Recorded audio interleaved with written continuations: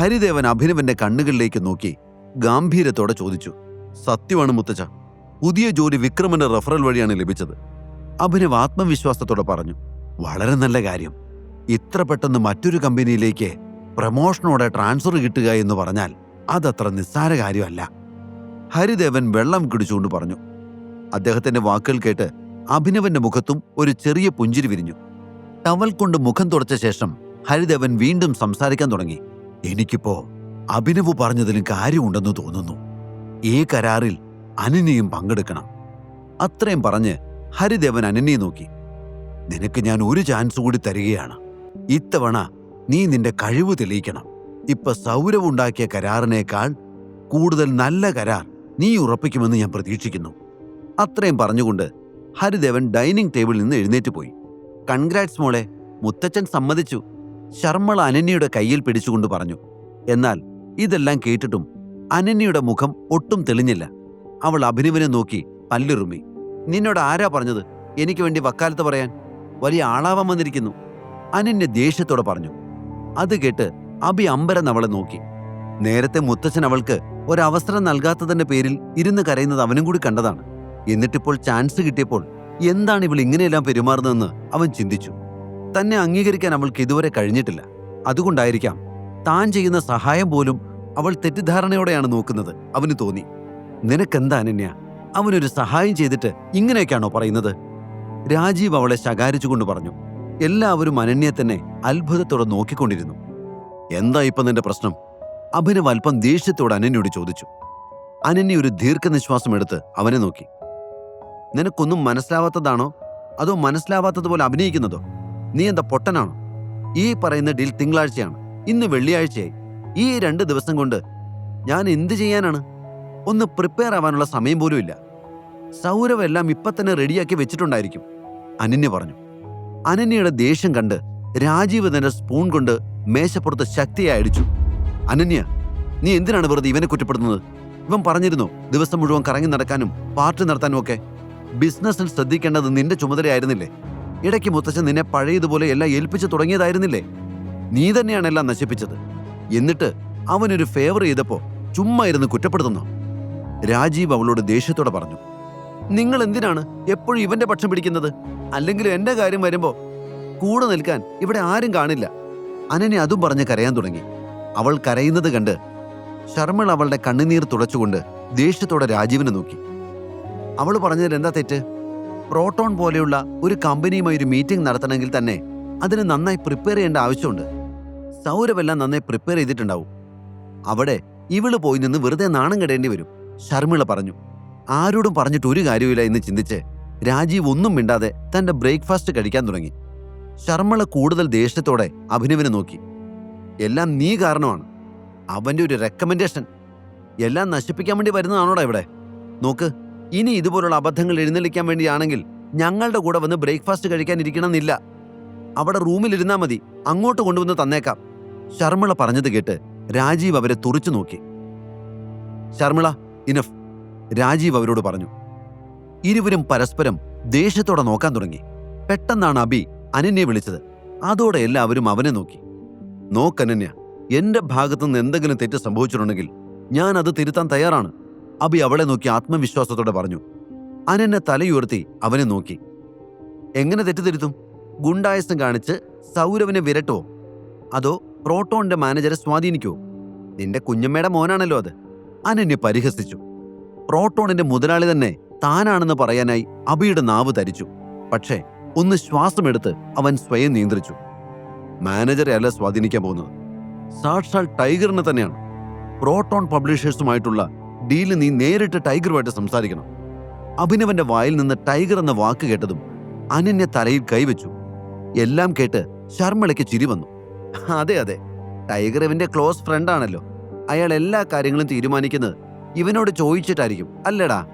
ശർമ്മള കളിയാക്കിക്കൊണ്ട് പറഞ്ഞു. ശർമ്മളയുടെ വായിൽ നിന്ന് ടൈഗറിനെ കുറിച്ചുള്ള പരാമർശങ്ങൾ കേട്ട് രാജീവ് അല്പം അസ്വസ്ഥനായി. അയാൾ ശർമ്മളയുടെ അരികിലേക്ക് ചെന്ന് വളരെ പതിഞ്ഞ ശബ്ദത്തിൽ സംസാരിച്ചു.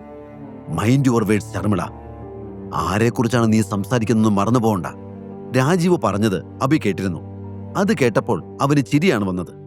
ടൈഗർ എന്ന വ്യക്തി എല്ലാവരും എത്രത്തോളം ഭയപ്പെടുന്നുണ്ടെന്ന് അബിക്ക് മനസ്സിലായി.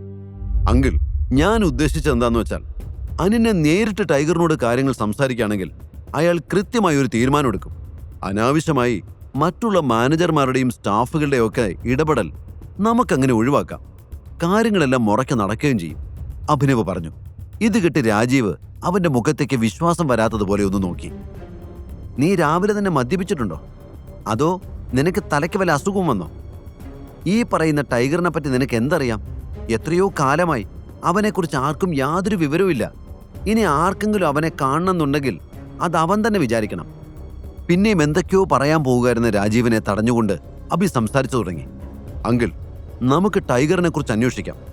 ഒന്നുമില്ലെങ്കിലും അയാളുടെ സെക്രട്ടറിക്കെങ്കിലും അയാൾ എവിടെയാണെന്ന് അറിയാമായിരിക്കുമല്ലോ. നമുക്ക് ടൈഗറിനെ കുറിച്ച് അന്വേഷിച്ച് അയാളോട് നേരിട്ട് സംസാരിക്കാം.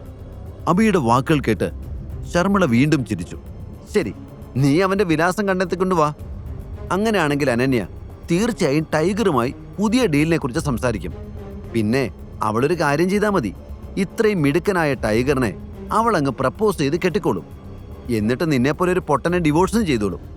ശർമിള പരിഹാസത്തോടെ പറഞ്ഞു. നിങ്ങൾ ഇവിടെ ഇരുന്ന് എന്തൊക്കെയാന്ന് വെച്ചാൽ പറ, ഞാൻ കമ്പനിയിലേക്ക് ഇറങ്ങിയാണ്.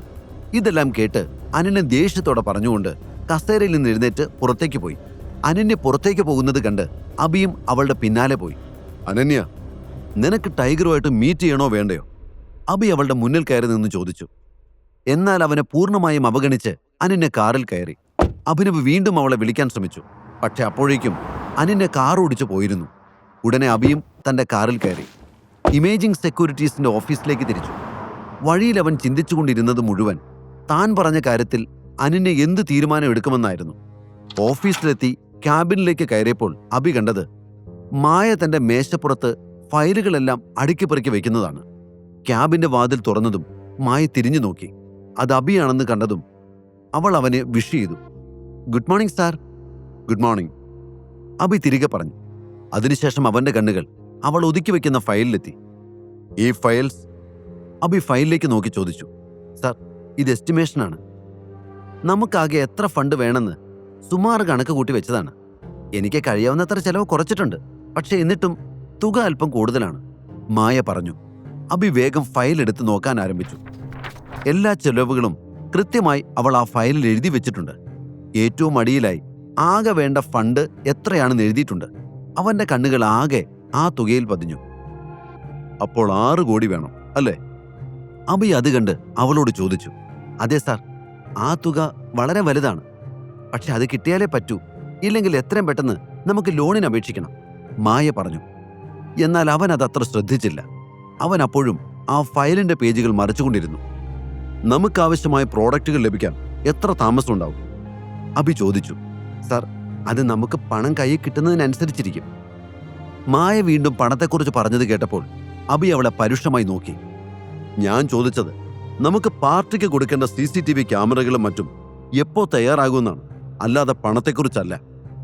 നമുക്കെന്ന് കസ്റ്റമറിന് ഈ സാധനങ്ങളെല്ലാം എത്തിക്കാൻ പറ്റുമെന്നുള്ള പ്രധാനപ്പെട്ട വിവരങ്ങളൊന്നും ഈ ഫയലിലില്ല.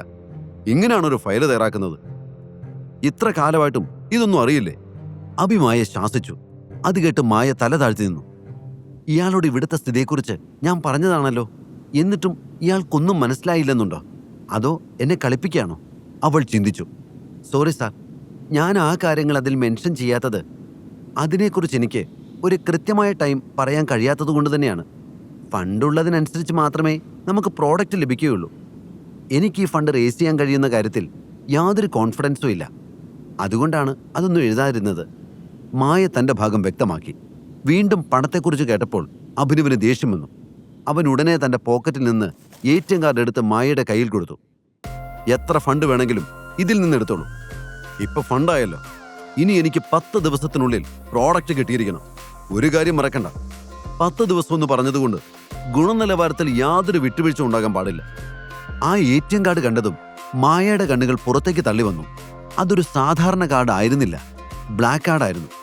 ബ്ലാക്ക് കാർഡ് കയ്യിൽ വരണമെന്നുണ്ടെങ്കിൽ നമ്മുടെ അക്കൗണ്ടിൽ ഒരു നിശ്ചിത തുക വേണം. എന്നെപ്പോലുള്ള ആളുകൾ ജീവിതകാലം മുഴുവൻ കഠിനാധ്വാനം ചെയ്താലും അത്രയും വലിയ തുകയൊന്നും ഉണ്ടാക്കാൻ കഴിയില്ല.